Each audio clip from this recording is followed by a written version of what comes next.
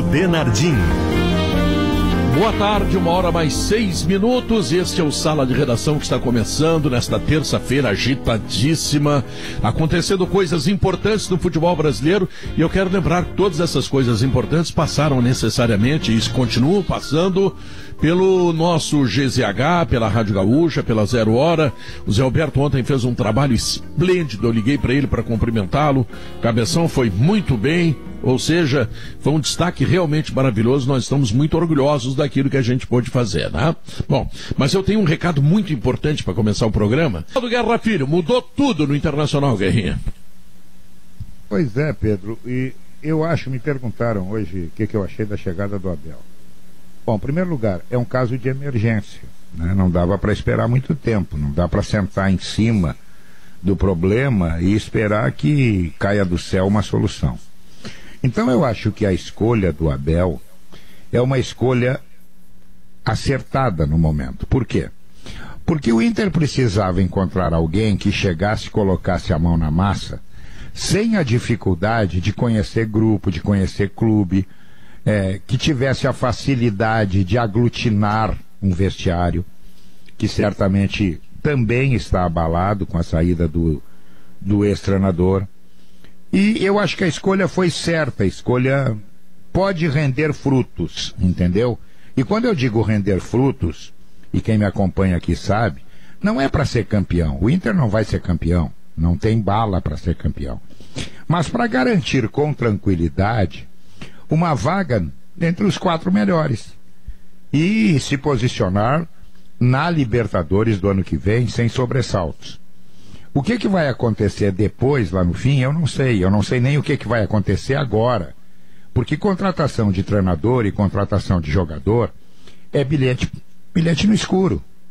Pode dar certo? Pode. Quantas vezes chegou por aqui alguém que a gente não levava muita fé e roubou a cena? E quantas vezes do outro lado chegou gente aqui que nós apostávamos com todas as nossas fichas que seria um sucesso e não foram. Então é bom esperar, mas eu acho que o remédio que o Internacional encontrou para o momento é um remédio adequado. Pode dar certo sim. O Abel, mesmo estando fora do circuito faz algum tempo, mesmo tendo feito trabalhos que não foram bons no ano passado, com algumas ressalvas, no Flamengo ele não tinha ainda aquele grupo que deram para o Jesus, ele foi para o Cruzeiro e não foi só ele que não deu jeito, ninguém deu jeito. No Vasco nem se fala, o Vasco é um problema a cada dia que passa. Eu acho que o Abel pode dar uma resposta positiva sim, Pedro. É a melhor solução possível. Agora, Maurício, agora ele chega num time que é líder do campeonato, classificado para as quartas da Copa do Brasil e oitavas da Libertadores. Ele chega numa situação muito diferente disso tudo que foi relatado pelo Guerrinha, né? É por isso que me parece a melhor solução possível para um contexto. Qual é o contexto? Esse que você acaba de relatar, de um Internacional que está no alto da tabela e classificado em competições eliminatórias. O Inter precisava de um treinador que muito certamente lhe dissesse sim na dificuldade.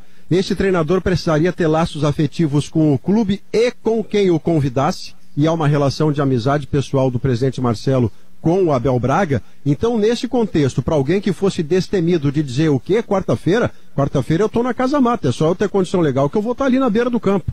Esse destemor era fundamental para o momento. E mais, Pedro, era preciso que o Inter respondesse também de imediato de que o Cudê vai seguir a sua vida profissional, mas o Cudê, como qualquer treinador, não é maior do que o Inter nem do que qualquer outra instituição de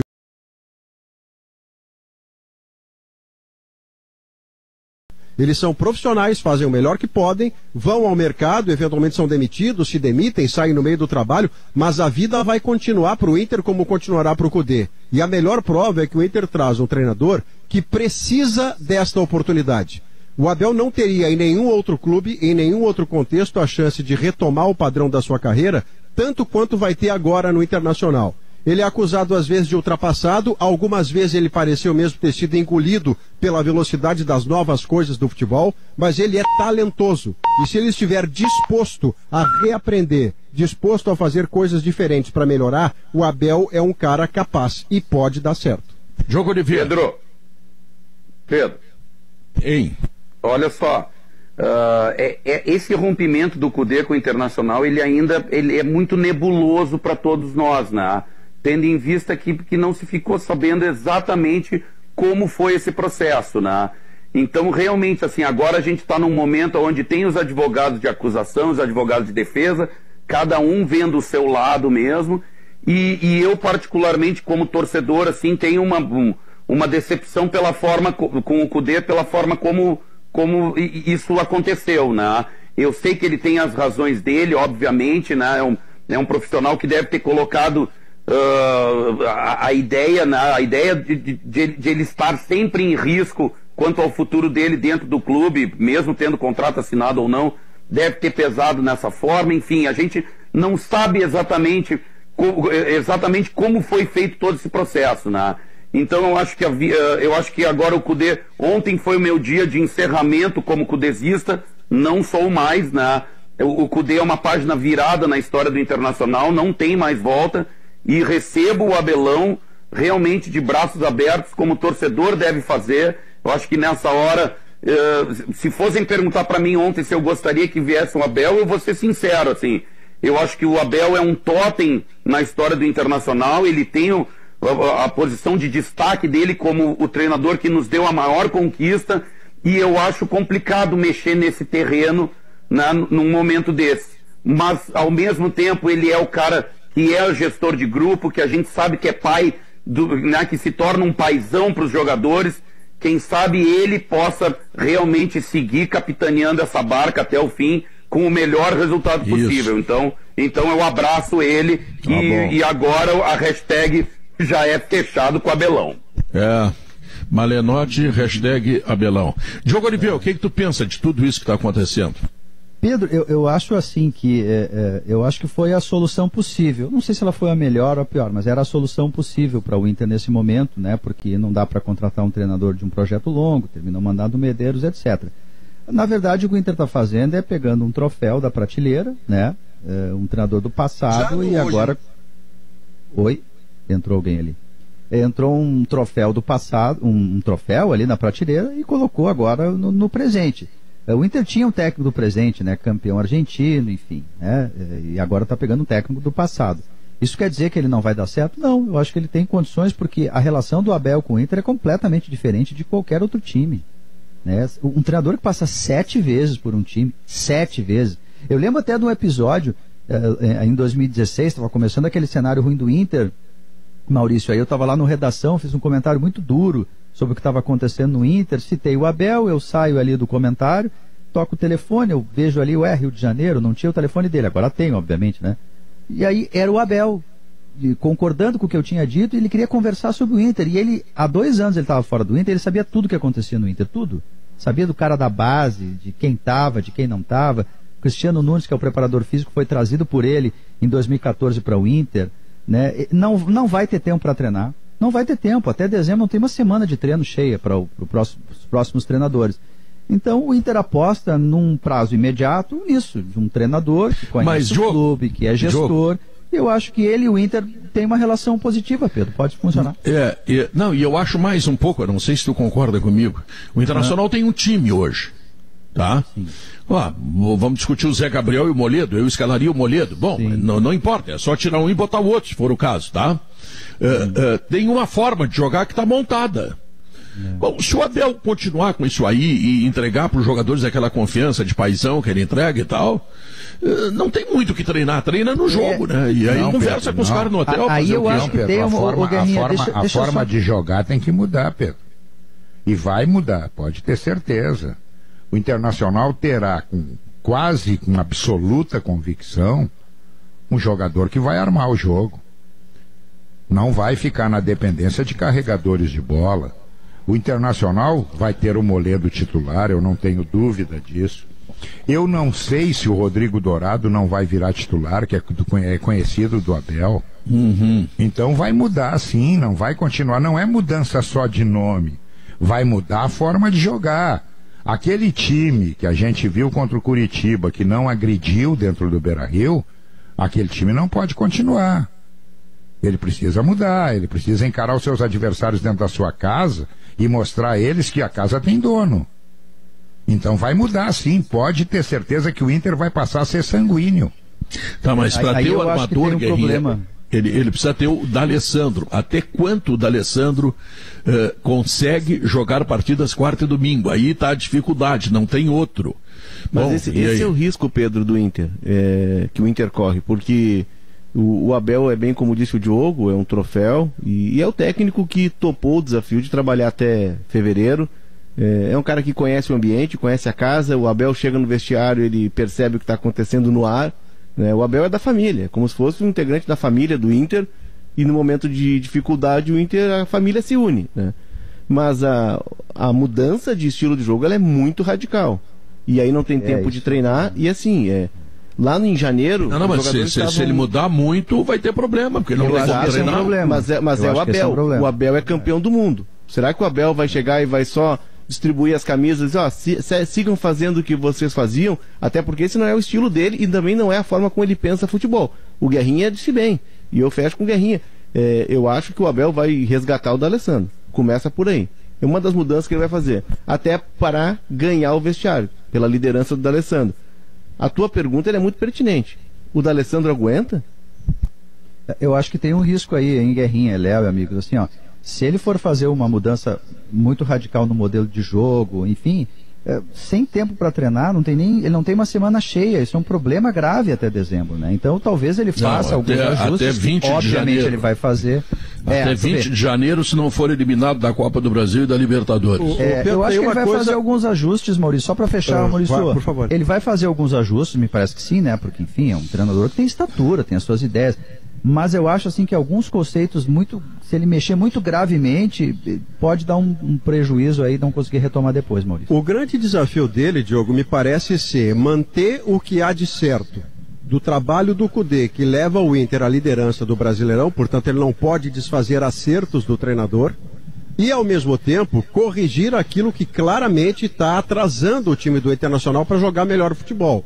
E neste quesito, o que mais me chama a atenção para o Abel meter a mão, e aí eu ainda não sei se ele vai fazer isso mexendo na forma apenas ou colocando novas peças, é esta lentidão paquidérmica da saída de três, que com o Eduardo Cudê era uma lei pétrea e cujo funcionamento era nenhum.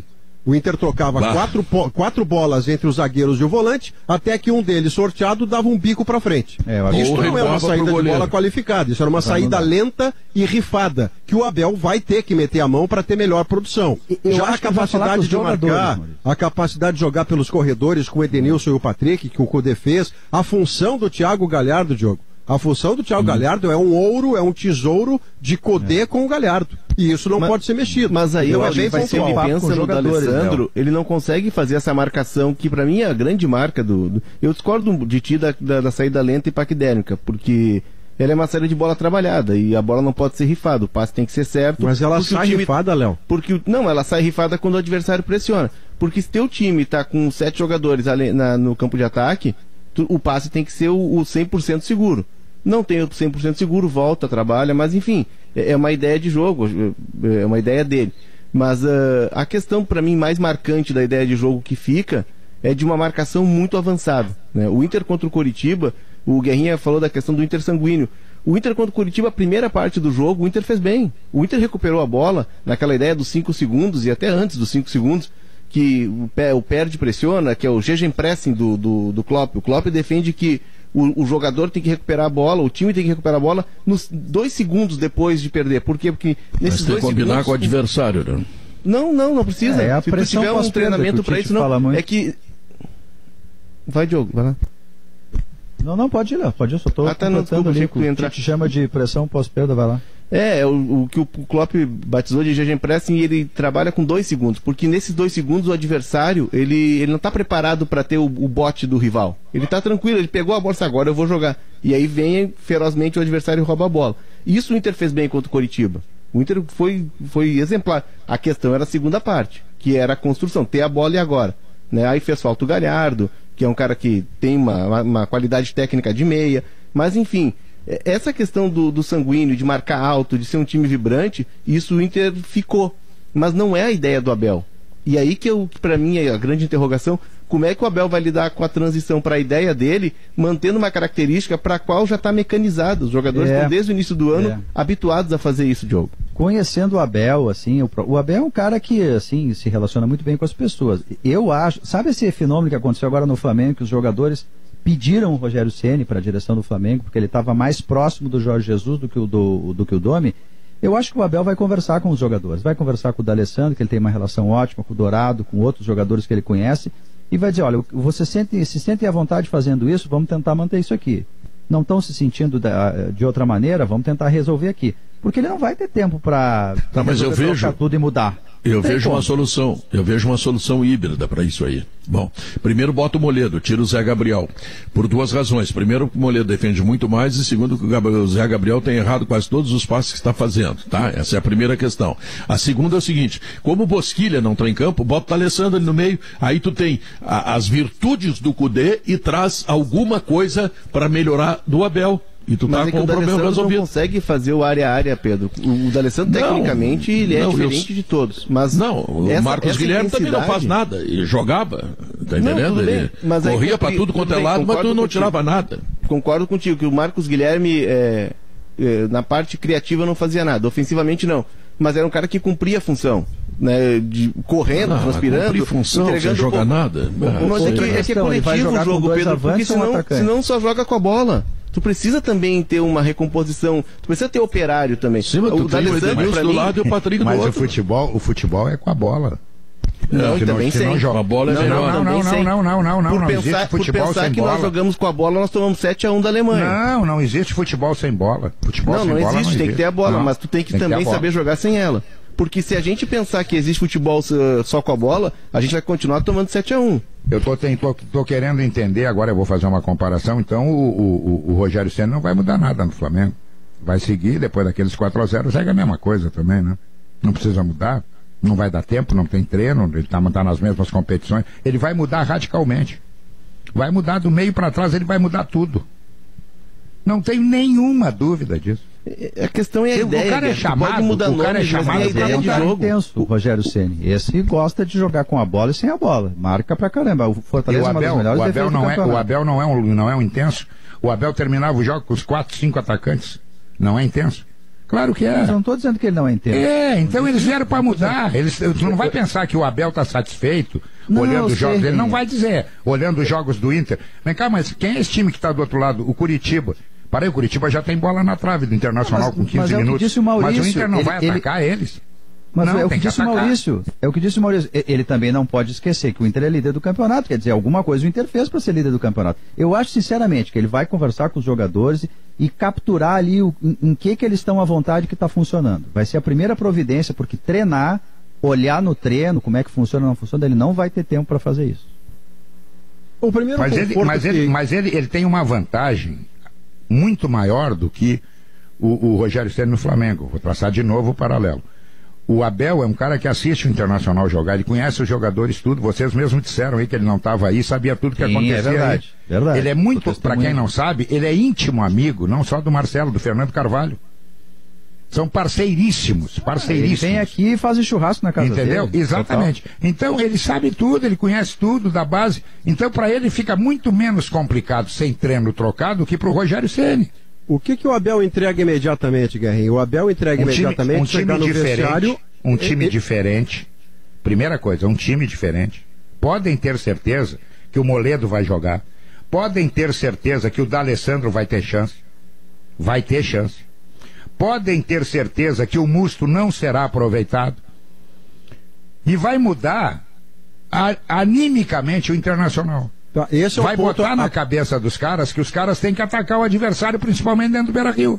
A pergunta, Guerra, que eu colocava para você e era a seguinte, e para você e para todo mundo que está conosco, o que agrega o Abel Braga imediatamente com uma qualidade que ele tem, talvez mais vestiário. Do que grande parte dos torcedores, dos treinadores? Vestiário. Claro. Vestiário / gestão de grupo, / chegar hoje à tarde, Guerra, e dizer assim, olha, esqueçam grupo curto, esqueçam eu preciso de reforços, eu estou abraçado com vocês até o fim.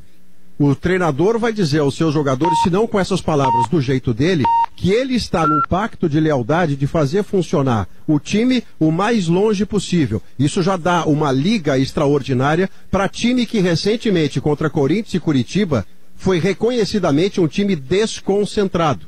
Contra o Corinthians, o Edenilson usou a palavra desligado, o que dá na mesma. Então, a oferta do Abel de imediato é colocar os jogadores num nível de confiança no alto. Qual é o desafio do Abel, Guerra e quem nos ouve? O desafio do Abel é provar que, passado esse tempo em que os trabalhos dele não foram bons recentemente, ele é capaz de ter novidades, surpresas e fazer uma equipe funcionar organizadamente. Esse é o desafio do Abel. Eu acredito que ele é capaz. E ontem eu falei isso, Maurício, inclusive, né? Eu falei assim, agora está na hora dos jogadores se mobilizarem com essa saída do Kudê, e ao invés de ficarem lamentando que perderam um cara que realmente me ensinou uma forma diferente do time jogar, que eles aproveitem esses bons ensinamentos que o Kudê deixou, porque isso é inegável, e que aperfeiçoem isso agora com a gestão do Abelão, né? Mas então, é que aí o Pedro trouxe, Diogo, uma questão que eu achei muito pertinente, e o Guerrinha complementou com a questão do meia, né? Da mudança do Abel do Kudê pro Abel. São ideias de jogo completamente diferentes. E vai ser interessante a gente observar essa transição e saber se o Abel vai fazer algo muito parecido do que o Renato fez quando assumiu o Grêmio com o Roger. O Renato mudou pouco. No primeiro jogo ele tentou implantar uma ideia de um time mais reativo contra a Chapecoense. Logo em seguida ele voltou para a ideia do Roger, ele foi aperfeiçoando e melhorou. E tornou esse Grêmio multicampeão, melhorando aquela base que o Roger tinha deixado. Tem que ver se o Abel vai abrir mão das suas convicções. Por exemplo, o Fluminense do Abel, campeão brasileiro 2012. Ele tinha o Deco, ele tinha o Thiago Neves e ele tinha o Wagner. Ele tinha 3 meias. O Inter de 2014 era Alan Patrick, tinha o D'Alessandro e eu acho que o Alex, né? Era uma linha de 3 que ele tinha de meias. O Abel gosta do meia. O Abel gosta de ter o cara com a bola, o cara que pensa o jogo, o cara que bota a bola embaixo do pé. O Guerrinha pegou bem, e eu concordo com o Guerrinha. É questão de tempo o D'Alessandro ganhar um lugar, porque é da ideia de jogo do Abel. Só que essa ideia de jogo do meia que cadencia a Guerra, ela não casa com a ideia de jogo anterior. De repente, se o D'Alessandro não aguentar o Rojão, ele pode até tentar, sei lá, improvisar. O Maurício trabalhou com ele. Pode tentar, o Maurício, exatamente. Entendeu? Mas ele não vai abrir mão da criação no meio-campo de carregadores de bola, contigo, só tem carregadores de bola. Concordo contigo. Por isso que eu acho que ele não vai fazer uma. E talvez nos primeiros 2, 3 jogos, até ele perceber bem, isso é uma semana, né? 2, 3 jogos é uma semana. E aí, a partir daí, ele vai com a ideia dele. Eu não acredito que o Abel, com toda a trajetória dele, vai chegar aqui só para distribuir camisa e, sigam como estavam fazendo. Claro que ele não vai fazer isso. O que eu estou defendendo é que o jeito de jogar, Pedro, bem rapidinho, prometo, é que o jeito de jogar que o Kudê estava submetendo o Inter é um jeito muito peculiar, entende? Essa saída de 3... Em vez de ter um atacante e um centroavante, são 2 homens de área. A gente trabalhou sempre com a ideia que não dava para os 2 jogarem. E o Abel gosta de um atacante de velocidade, ele gosta de meias criativos, não tem essa saída de 3. Então é muita coisa para mexer ao mesmo tempo. Eu acho que ele vai mexendo aos poucos. Se tu mexe tudo de uma vez, daqui a pouco não complica e perde um jogo. Eu não mexo. Quando eu quero álcool, eu quero Gimo Álcool 70 Aerosol. A proteção do álcool aliada à praticidade do aerossol, Gimo, qualidade comprovada. Estamos de volta, 1h39. Estamos na contagem regressiva para a chegada do Pix no Banrisul. Cadastre suas chaves no aplicativo. Está dando entrevista nesse momento, inclusive. O presidente do Fortaleza reclamou, Pedro. O presidente do Flamengo reclamou, aliás, do Fortaleza reclamou o seguinte: o que o Flamengo fez com o Fortaleza foi o que o Benfica fez com o Jorge Jesus. Segundo o presidente do Fortaleza, o Flamengo não se comunicou com a direção do Fortaleza. Vai pagar multa, que é de quase R$1 milhão, e era isso. Flamengo sendo Flamengo, né, Maurício? Isso não é novidade no futebol, né? Não, mas esse Flamengo é assim, né? Comigo, não, chama todo mundo, vamos se unir, olha só o que estão fazendo, enfim e tal. Agora, quando é a favor, ele faz sozinho, não querem saber, né? É muito dessa direção do Flamengo. Não, mas isso não é o Flamengo, isso é o futebol. Não, aí todo mundo faz a mesma coisa. Não, mas tá claro, errado, Pedro. Claro. Tá errado. Não tô errado. A MP do Flamengo, ele resolveu lá com o presidente Jair Bolsonaro, com o governo federal, e não avisou ninguém. E aí quem quiser concordar, concorda, quem não quiser, azar. Eu estou dizendo na contratação de profissionais, tá? O Grêmio uma vez foi contratar o André, Tá? E o André estava numa fase muito boa no Sport Recife, e o Grêmio foi direto no André, e a direção do Sport Recife queria matar os caras do Grêmio. Acontece. Eu vou pedir licença para a gente ouvir um trechinho do que está dizendo o diretor-presidente da Anvisa nesse momento para explicar o que aconteceu, porque os estudos foram suspensos. É o Antônio Barra Torres, começando a falar agora. Entrevista não seja, digamos assim, engessada. Essa não é a ideia. Minha primeira palavra, ela é de solidariedade à família de um voluntário ou uma voluntária, não sabemos, que apresentou um evento adverso grave. É importante pontuar aos senhores o que aconteceu. No dia de ontem, a Anvisa recebeu a notificação de um evento adverso grave ocorrido no protocolo de desenvolvimento vacinal da vacina Sinovac. Essas informações foram recebidas e analisadas pela Gerência Geral de Medicamentos. Nós chamamos de GGMed, cujo gerente geral, Dr. Gustavo Mendes, aqui à minha esquerda. E essa gerência, ela fica no organograma da diretoria número 2, cuja titular é a diretora Alessandra Soares, que encontra-se à minha direita. Diretora Alessandra Soares, já com mais de 3 anos de casa, a diretora que mais tempo tem no exercício do cargo aqui na Anvisa. As informações recebidas ontem foram informações que levaram a área técnica gerenciada pelo Dr. Gustavo Mendes a tomar a decisão da interrupção temporária dos testes referentes à vacina Sinovac. Digo isso para pontuar que essa decisão ela é técnica. Essa decisão ela não depende de aval nem da doutora Alessandra, nem meu. É uma decisão técnica. Eu tenho dito sempre que as decisões da Anvisa são decisões de colegiado. Aquelas que têm que passar pelo colegiado. Decisões como a interrupção de protocolos vacinais em desenvolvimento não fazem parte desse escopo. Então, tanto a doutora Alessandra quanto eu, e ela de maneira mais próxima, porque é diretamente ligada à área, recebemos essa decisão emanada da área técnica, especificamente da Gerência Geral de Medicamentos. Qual o motivo? O motivo, e que será amplamente detalhado para os senhores, é que as informações veiculadas ontem foram consideradas pela área técnica insuficientes, incompletas, para que ontem fosse possível, de posse delas, continuar permitindo o desenvolvimento vacinal. Diante de informações incompletas, a área técnica só tem uma decisão a tomar quando está em sede de um evento adverso grave não esperado. Nos desenvolvimentos vacinais existem os eventos adversos, existem aqueles ditos simples, uma dor local mais prolongada, uma vermelhidão, e existem aqueles graves. Os graves, eles vão desde uma internação com risco ou de vida, ou de perda de uma função de determinado órgão, uma sequela, até mesmo ao óbito. É um leque de eventos adversos. E dentro desse grupo dos eventos adversos graves, há os que são esperados, e eu posso exemplificar. Se um voluntário testador contrai e vai a óbito por Covid-19, esse é um evento adverso grave, esperado. Faz parte do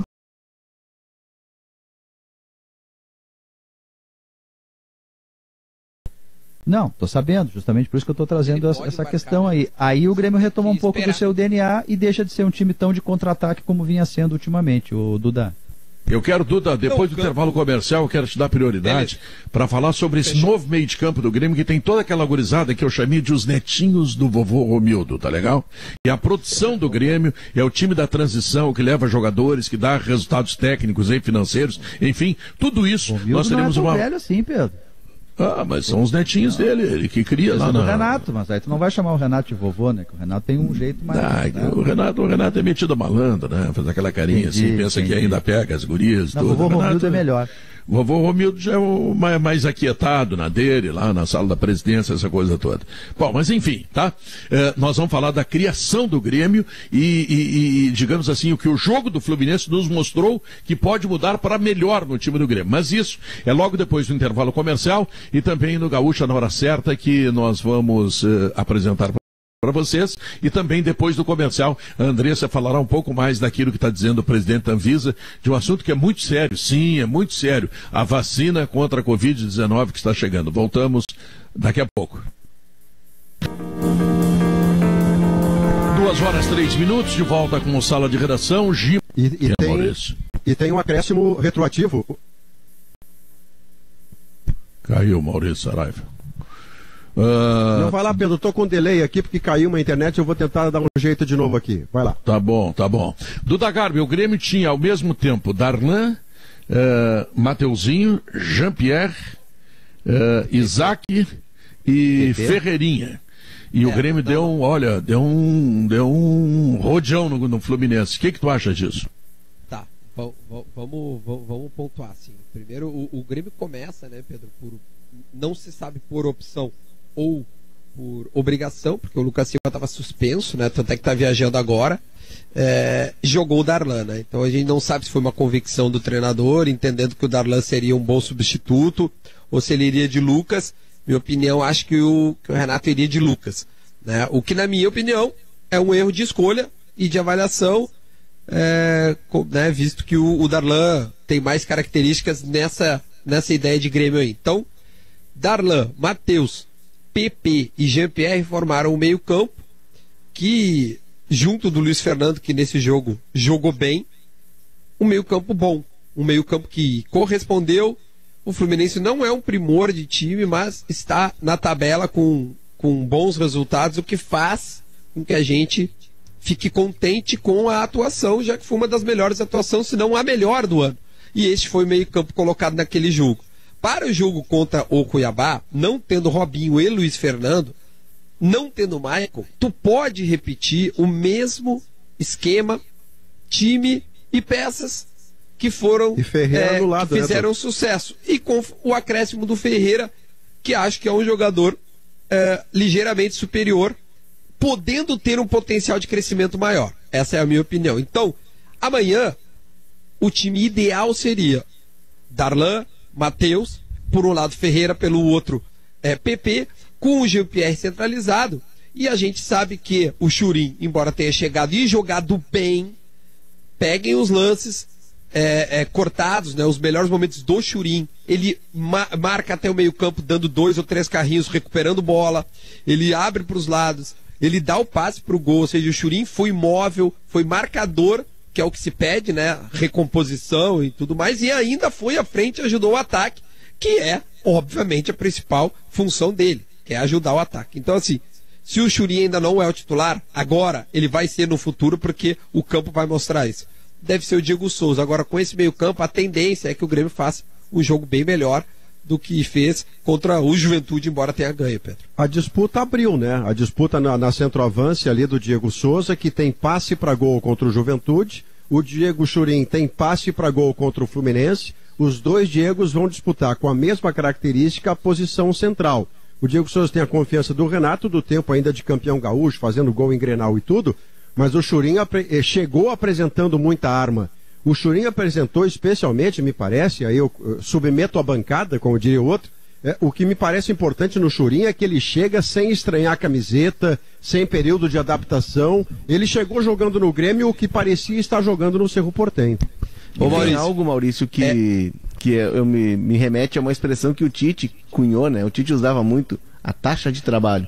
O Churinho é um cara que se entrega ao jogo, né? Um cara que corre, que abre espaço, e ele tá numa frequência que é a frequência do PP e a do Ferreirinha. O que me pareceu que o Diego Souza não estava, por exemplo, no jogo contra o Juventude, no jogo da Arena, que a bola chegava, os extremas chegavam e o Diego não estava na área. Por quê? Porque o Diego é um jogador mais lento, mais pesado, de mais posicionamento. O Churinho oferece muito mais alternativas e parece até contraditório, mas é um cara que ajuda muito na marcação, na saída de bola. A impressão é que dá mais, né, Duda? Também 35 para 30 anos. A impressão é que dá que tem 3 caras com fome. Com fome. O PP tá com fome, o GPR tá com fome e o Churinho tá com fome. O Diego, e eu não vou dizer não tá? Não, o Ferreirinha tá, mas é que eu acho que o Luciano também demonstra fome. A minha escolha, né, pelo Ferreira, além de eu achar que o Ferreira tem um potencial maior, o Ferreira é da casa. A gente vai estar valorizando um produto nosso. E eu acho que o Ferreira tem mais potencial nesse momento. Acho que ele tem que ser, no mínimo, a ficha 1 depois do Alisson, que esse senhor titular, e quando voltar, deve ser retomar o seu lugar. O Ferreira tem que ser a ficha 1 para mim. Isso não tem. Para as duas extremas, para as duas. Tá, mas o que preocupa é que aconteça com o Ferreira aquilo que aconteceu com o PP. O PP foi reserva do Grêmio durante 3 ou 4 anos porque o titular da posição era o Everton. Bom, não tem discussão, é o Everton. A Cebolinha terminou o assunto. Mas ele nunca foi cogitado do lado direito no lugar do Alisson, que é um jogador de esquema e tal, mas é um jogador comum. O meu sonho, assim, é ver um ataque que tenha continuidade com o Ferreirinha, o PP e o Churinho, esse que está chegando com grandes virtudes, e eu concordo com o Maurício, parece que ele mora em Porto Alegre há 15 anos, né, que tá dentro da arena há 15 anos, pela naturalidade como entra. Então tem um ataque de jogadores relevantes, porque olha, marcar o Ferreirinha de um lado e marcar o PP do outro, tá? E o Renato não fez isso com o PP, ele deixou o Everton e segurou o Alisson pelo lado direito, que é uma solução que lembra um pouco aquela solução do Ramiro, é verdade, não é desinteressante, mas eu acho que com o Ferreirinha dá muito mais qualidade. Ferreirinha mas é que tem um combo, né, Pedro? O Alisson é um combo com o Maicon. O Maicon precisa desse suporte. Porque o Maicon, tecnicamente, com a bola é quase inigualável. Mas o Ferreirinha tá jogando quase de lateral direito, cara. Mas o Alisson fecha mais pelo meio, o Alisson dá um suporte maior. Agora, sem o Maicon, com o Darlan e o Matheus, pode ser que o Ferreirinha, assim, tenha espaço. O Luiz Fernando é muito parecido também, embora o Luiz Fernando tenha mais vigor. É o Lucas. É um cara mais marcador, né? O Lucas, ele tem... Ele é o meio campo com as características mais diferentes. E por isso que eu acho que o Grêmio estava buscando um outro para ter 2 dessas características e quando quiser jogar no 4-1-4-1, né? Que aí sim é o limpador de para-brisa ali, o cão de guarda que fica na frente da área. No 2-3-1, o Lucas, ele vira um jogador muito comum, cara. Muito comum. Totalmente. Muito comum, cara. Porque, exatamente, porque o Lucas, ele tem a maior virtude dele é a marcação, mas o Lucas não é um cara intenso. Tipo assim, não é aquele perdigueiro. Lembra do Jailson? Que era um perdigueiro que ia ia todos os lados, buscada, tentava roubar e dava pro jogador que estava jogando ao lado dele. O Lucas é um cara um pouco mais de posicionamento, que ele sim marca bem, ele tem essa virtude, mas o passe dele não é um passe vertical, é um passe pro lado, é um passe para trás, é carimbando a bola pro outro cara. Então ele deixa o time mais lento. Esse esquema, meu velho, pega a bola e vai-te embora. Vai jogar, dá no cara já da direita, já aparece no espaço vazio, o que o Matheus e o Darlan fazem com mais naturalidade. O que parece que fica bem claro é que com o Ferreira do lado, o Alisson ainda machucado, o Ferreira do jeito que está parecendo aprender a jogar sem bola, e quando eu digo parecer é porque a amostragem é pequena, eu não quero dar como definitivo. Mas o que nós vimos recentemente, Pedro, contra a Juventude, contra a Fluminense, é um Ferreira que conseguiu cumprir a tarefa defensiva sem perder a parte da frente, que é uma vantagem que ele pode ter em relação ao Alisson. Então, o time de amanhã contra o Cuiabá, embora o Cuiabá seja claramente um adversário muito inferior, mas se o Grêmio consegue repetir desempenho, evoluir com os pequeninhos elétricos, com os pequeninhos marcadores, velozes, com a habilidade na frente, com a verticalidade do PP e do Ferreira, a verticalidade e a letalidade do centroavante, o Diego Souza ou o Churinho, olha, o Grêmio cresce muito, o Grêmio fica muito ofensivo, sem perder capacidade de marcação. E o Darlan domingo provou também que ele pode muito mais que o Douglas Silva, né? Guerrinho, o que tu acha que o Renato... Lucas Silva. O que tu achas que o Renato tem que fazer amanhã? Como é que ele tem que evoluir com esse time, hein, Guerrinha? Pedro, como o segundo jogo é em casa e o Grêmio está pregando muito respeito ao Cuiabá, o Grêmio é favoritão na disputa, antes de mais nada, vamos deixar claro. Assim como o Inter é favoritão na disputa contra o América. Favoritão não significa que o par esteja corrido, não é isso. Mas tem um favorito, sim. Eu acho que ele vai ser meio que precavido. Ele vai marmar o meio-campo com o Lucas e o Matheus, entregando para o resto do time a competência de criar e finalizar. Eu também acho que vai sair jogando o Diego Souza, mas também penso que é só questão de tempo. Em seguida o Churinho vai ser adonado a posição, e eu vinha falando há algum tempo já atrás que o Grêmio precisava encontrar um centroavante de movimentação, porque não dá para ficar na dependência de um centroavante estático, uma vez que tu vai ter que usar e abusar das bolas levantadas para a área. E isso só favorece quem defende. Eu acho que ele vai com o Lucas, com o Matheus, com o Diego, mas o grande acréscimo, muito provavelmente, será o Jean-Pierre, que tem mais um jogo agora, já voltou, pode produzir mais. É o armador. O Grêmio precisa do armador. O Grêmio teve muitas dificuldades sem esse jogador, e o Renato sempre se queixava. Eu estou jogando assim porque eu não tenho o armador. Agora ele tem. E muito provavelmente tendo, o Grêmio vai aumentar a sua produção. É um Grêmio diferente. Tantos desfalques do Cuiabá, né, Pedro? Se abre a possibilidade, sempre nessa levada que é mata-mata, que não tem jogo jogado, enfim. Mas se abre a possibilidade. Cuiabá levou 3 do Brasil, hein? 3. Isso aí. Aliás, o América também empatou, né? Jogou no meio da semana e ele empatou. Com a Ponte. Com a Ponte. Mas jogou bem, estava na frente, tomou o gol no final. Mas os nossos times têm obrigação. Pode ganhar. Daqui a pouco o Grêmio pode encaminhar a classificação já. Por que não? Pode. Provavelmente. Vai jogar sem 7 Cuiabá. Não, o Grêmio enfrenta o misto do Cuiabá. Tá, essa é a realidade. Você não pode escalar 7 jogadores por inscrição, se é que não tem cara lá com Covid, com lesão, com músculo rompido, etc. Mas 7 é certo que não jogam. Então, puxa, que bela oportunidade. O Inter vai ter um pouco mais de dificuldade porque o América está mais inteiro nesse sentido. Mas também precisa. Não. O Grêmio Internacional tem investimentos para chegar com tranquilidade na semifinal. Bom, aí é Flamengo, é Palmeiras, aí é outro papo, é outra conversa. Mas nessa aqui não. Nessa aqui não dá mais negociar. São 2 times da Série A contra 2 times da Série B. São 2 camisas pesadas contra um time jovem e um outro time que tem tradição e tal. Mas é a terceira força de Belo Horizonte. Eu acho concordo que essa próxima contigo, Pedro. Fase tem 3 grandes favoritos e um favorito com chance de fazer a sua parte. Grêmio, Inter e Palmeiras são grandes favoritos e o Flamengo precisa fazer a sua parte. Eu aposto nesse quarteto aí também. O Flamengo também é favorito. Agora, eu me pergunto, como é que vai ser o Flamengo? O Flamengo é bom lembrar que esse São Paulo que ele vai enfrentar, ele tomou 4 esses dias. É o jogo da revanche amanhã. Um treinador na BA, o treinador não teve tempo para nada assim, mas é uma motivação. Os jogadores pediram o cara, quer dizer, os caras vão jogar por ele também. A situação do Rogério, Guerra, é a mesma do Abel. Eles dependem de bid para estarem à beira do campo. O Rogério não se furtaria a estar na beira do campo, nem muito tampouco o Abel enfrentando o América Mineiro. Se sair o nome no bid até 7 da noite, amanhã tem Abel na Casa Mata e tem Rogério Ceni na Casa Mata. Segundo o que informou o Esportes ao meio-dia com o Felipe Gamba, basta mandar o contrato que automaticamente eles serão colocados no bid e, por consequência, estarão trabalhando amanhã com seus clubes. Pedro, né? Tem um vídeo no Twitter do Flamengo, que é o Márcio, né? Márcio Braz, né? O vice de futebol. Marcos Braz. Marcos. Ele chega com o Rogério Ceni e aí apresenta para o Rodrigo Caio. Abraça, com um abraço fraterno. E olha que acho que os dois tiveram uma pequena treta ali por causa daquele cartão amarelo lá do Jô, no vestiário do São Paulo, eu lembro, mas se abraçaram de uma forma bem afetiva, assim. E aí quando ele sai, o Rodrigo Caio cumprimenta o vice de futebol, ele fala assim, muito bom, rápido, hein? E faz uma cara positiva, assim.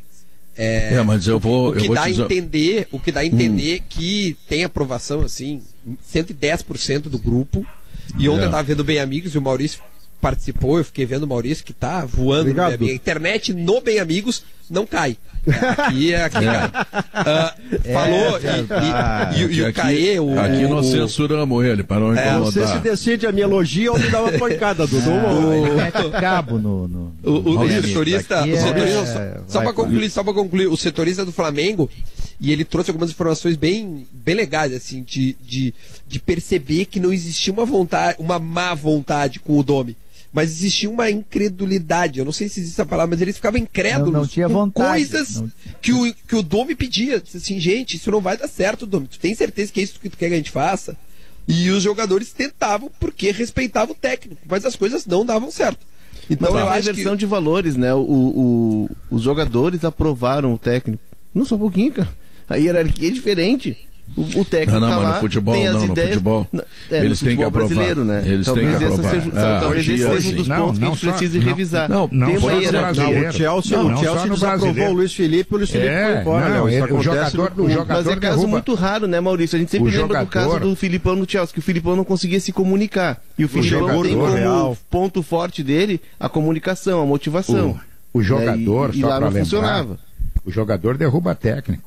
Eles derrubaram o Sampaoli da seleção, chamaram lá os dois caras lá que escalaram o time, diz, olha, pode fotografar aqui, nós estamos escalando o time aqui, depois nós vamos avisar o homem quem é que joga. Eu vou te contar isso, nós derrubar é tão grave que o Leonardo Oliveira quer me derrubar do comando de sala de redação e não consegue, tá? Então vamos fazer o seguinte, vamos fazer um intervalo comercial. Eu vou ser contra ele, Pedro. Tá bom. Não adianta ele vir falar com o grupo. Tá bom. Logo depois dos comerciais voltamos para a última parte do programa. Estamos de volta, 2h25, portanto temos pouco tempo para encerrar o Sala de Redação. Maurício Saraiva, o que tu deixarias como mensagem definitiva a esse programa? Vamos ver. Muita curiosidade com o Abel Braga na coletiva que está prevista para 14h30, se o horário não mudou, né? Daqui a pouquinho já deve estar começando a entrevista do Abel, que vai Maurício, ser devidamente... Oi, lá na Anvisa vão responder sobre o voluntário ter morrido por suicídio. Vai lá. Vamos ouvir essa resposta? Por favor. E por que se isso não faz parte do protocolo, o Butantan não TV foi Cultura ouvido... que deu a informação que está perguntando para o presidente da Anvisa. Obrigado. Senhor Lucas, eu vou responder parte da sua pergunta. Objetivamente, não havia essa informação entre as que recebemos ontem, essa que o senhor acabou de citar. Quanto à questão de ouvir ou não o Instituto Butantan, não é atribuição da agência essa interlocução. A agência decide. Ela toma a sua decisão. Não é a primeira vez. Então, não faz parte do rol esse entendimento prévio antes de interromper. Bom, no mínimo a gente tem um problema de comunicação aí, né? Porque se não está nas funções, Maurício, da agência entender o que aconteceu, se diz que não recebeu as respostas completas, no mínimo a gente tem um problema de comunicação entre o Instituto Butantan e a Anvisa, que decidiu agora, pelas palavras do presidente, sem ter todas as informações. Mas ele tem razão, a Anvisa cabe decidir, só que ele pode decidir com mais razoabilidade. Com base em informação, né, Pedro? Porque o risco, né, Pedro? O risco é que a decisão dele acaba embasando uma instrumentalização política de algo que é científico. Não, eles não podem brincar, Maurício. O presidente autorizou dizer uma frase que teve a ver com uma decisão da Anvisa e que é uma decisão equivocada porque mal informada. E aí vira um grande pastel, né? Eu não quero nem saber quem é que tem razão. O que eu tenho certeza é que o Butantan e a Anvisa, eles precisam ter bom relacionamento, porque não é eles que vão perder, é o povo brasileiro, na medida que se tu tiveres uma vacina, não puderes aplicá-la. Claro. Então, foi explicado esse gap, viu, Pedro? A gente falava que o Instituto Butantan disse que enviou os dados na sexta e o presidente da Anvisa está repetindo que receberam ontem. Há pouco, um dos diretores da Anvisa disse que isso aconteceu por causa daquele ataque hacker que a gente falou no fim da semana passada, que aconteceu em alguns órgãos em Brasília. Então ele diz que foi por isso que teve esse ruído aí de informação de quando a informação foi mandada, realmente foi na sexta-feira, mas por causa do ataque hacker a explicação é essa, que a Anvisa só recebeu ontem. Mas eu vou sugerir que eles tomem um cafezinho de tarde, se acertem, porque claro, Maurício, claro, o Brasil não pode passar por essa briga de beleza ou de briga política do Dória contra o Bolsonaro. Não. Tem coisa mais séria. Tem a vida de muita gente que tá na parada. Então vamos resolver isso aí. Bom, por falar em resolver, eu quero resolver com o alemão agora. O que será o Gaúcha Mais? Que certamente vai ter assuntos. Puxa, olha só. Quanta coisa acontecendo aí, hein, alemão? Pedro, é o assunto do dia, vamos seguir acompanhando, trazendo a entrevista que está em andamento com a Anvisa lá em Brasília, o posicionamento do Butantan em São Paulo em relação à Coronavac e a discussão, o que falta para análise e liberação, retomada dos testes, lembrando que testes são realizados em fase 3 aqui em Porto Alegre, no Hospital São Lucas da PUC, e também estão suspensos. E vamos acompanhar em seguida, Pedro, está marcado para 2h30, talvez atrase um pouquinho, tem a coletiva, a apresentação do Abel, e nós vamos acompanhar com o Douglas Demoliner trazendo aqui a palavra do novo técnico do Internacional. Sabe que é tão importante essa vacina que eu tenho uma vontade imensa, depois de tanto tempo, de abraçar o Maurício Saraiva. Eu tenho essa vontade todo tempo, Pedro. Achei que era de mostrar o bumbum, né? Eu temi pelo pior, Andressa, então eu tô fechando no abraço. Ai, que bom, né, Maurício? Eu tive um alívio porque eu pensei, eu tô disposto, ai, Jesus, lá vem. Mas é um abraço. Tu, como diretor da rádio, tu não confia nesse teu comunicador aqui? Vou dizer a verdade, não, né? Pedro, não. Eu sabia. Kelly Matos, estão me derrubando, Kelly Matos. Me socorre, Kelly Matos. Um homem generoso, educado, que jamais colocaria o derrière na janela. Isso. Um homem sacro, eu diria, né? Não vou falar, né? São 12h30. Claro, 12h30. Sacro. É verdade. Olha a letra, olha aí. Não, tirar Pedro, o R é um desastre. Não foi o que eu disse. Não, é desde ontem que nós estamos com o Gaúcha Mais eletrizante. Ontem era o Zé Alberto a todo momento com informação. Eu recebi uma mensagem de uma das tantas, né, que dizia, não consigo parar, desligar o rádio, e eu preciso descer do carro e eu não consigo, porque a cada momento era uma informação nova, e hoje vai ser assim, porque a coletiva da Anvisa segue, está falando o diretor-presidente nesse momento, eles estão ali apresentando uma que outra justificativa, parece um explica, mas não convence, né, diante do tom bastante duro usado pelo governo de São Paulo, e como tu disseste, concordo absolutamente, não pode, em meio a uma pandemia com mais de 160 mil mortos só no Brasil, não pode nenhuma pressão política falar mais alto. Não pode o ego desse ou daquele presidente, desse ou daquele governador, não pode uma disputa política se sobrepor à vida do brasileiro e da brasileira. É absurdo que a gente tenha que dizer isso, já é surreal que a gente tenha que marcar essa posição, né? Que a decisão precisa ser técnica. Mas, enfim, a gente vai repercutir tudo isso, todos os assuntos, a coletiva do Abelão, a coletiva da Anvisa, e quem mais quiser da coletiva, Pedro, se tu quiser também da coletiva, me avisa. Recém terça-feira, né? Recém terça-feira. Não, olha, Andressa, eu achei que a política estava confusa e veio o Inter. Exato, e ainda tem eleição no domingo, bem lembrado. Quero dar uma coletiva para denunciar a corja do Sala de Redação. Acho muito bom. E são quantos integrantes, Pedro, que tu quer denunciar? Porque 4 é formação 7, de quadrilha, 8, né? Ixi, 7, então 8, pronto. Organização criminosa. Aquele slide, sabe? Aquele slide famoso, vou botar o nome do Pedro Ernesto Denardim lá no meio. Tudo apontando para Pedro Ernesto Denardim. Isso, tá bom. Vou me defender porque eu não vou produzir prova contra mim. É, claro. Tá. Kelly Matos, o que vem aí mesmo? Diogo. Conta pra mim. Vem aí o Gaúcha. Tchau, fui!